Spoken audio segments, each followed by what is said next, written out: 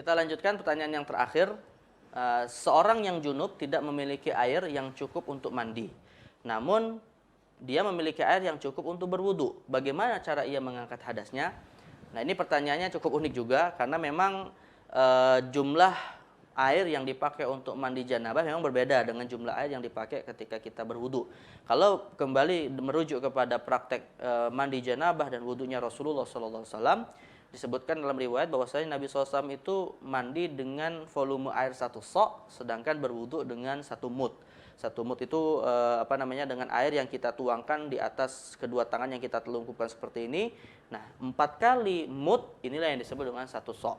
Nah, jadi artinya berdasarkan hadis ini sudah secara jelas kita dapati informasi dari Nabi SAW bahwasannya jumlah air yang dipakai untuk mandi tentu berbeda dengan jumlah air yang dipakai untuk berwudu.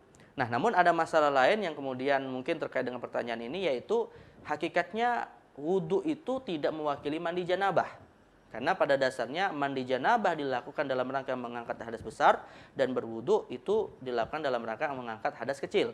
Nah, jadi atas dasar inilah kemudian ada kaitannya dengan persoalan yang nanti akan kita bahas. Kemudian ada juga masalah lainnya bahwasannya yang namanya tayamum itu bisa mewakili mandi janabah sebagaimana bisa mewakili wudu ketika kita tidak memiliki air.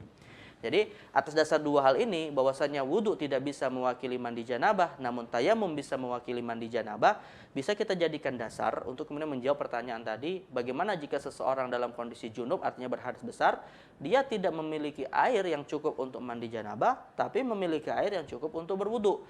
Nah, pertanyaannya adalah apakah dia kemudian menggunakan air itu dengan cara berwudu padahal tidak bisa mewakili mandi janabahnya, atau malah dia tidak berwudu namun dengan melakukan tayamum.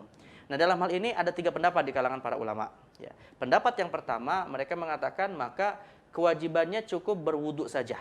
Ya, berwudu saja dan tidak perlu ada tayamum. Ya, dengan alasan dalam kondisi darurat maka ya gunakan air secukupnya yang dia miliki. Nah, kalau memang cukup untuk wudu maka ya menggantinya dengan cara berwudu saja. Ini pendapat yang pertama.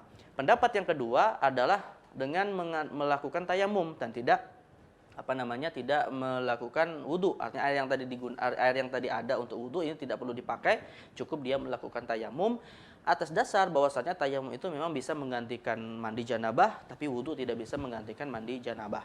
Namun kebanyakan para ulama seperti yang difatwakan misalnya oleh Imam Ibnu Qudamah dalam kitab Al-Mughni, nah mereka memfatwakan menggabungkan pendapat yang ketiga, yaitu dengan cara menggabungkan antara wudu dan tayamum. Jadi artinya air yang tadi tersisa cukup untuk berwudu tetap dipakai untuk berwudu, tapi karena hakikatnya wudu tidak bisa menggantikan mandi janabah, maka kemudian ketidaksempurnaan dalam praktek wudu untuk mandi janabah ini tadi kemudian dicukupkan dengan cara melakukan tayamum. Dan dasar mereka adalah firman Allah Subhanahu wa taala dalam surat At-Taghabun ayat 16, fattaqullaha mastata'tum, bertakwalah kepada Allah semampu kalian.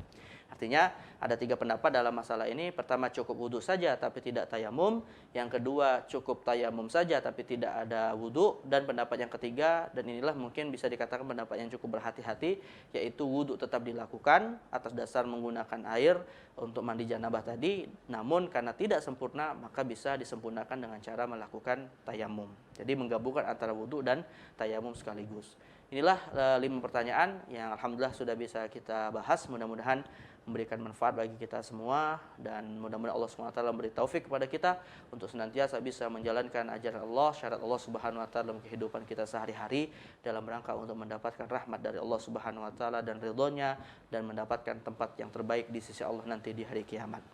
Mungkin ini yang bisa kami sampaikan, mudah-mudahan bermanfaat bagi kita semua. Marilah kita tutup dengan membaca doa.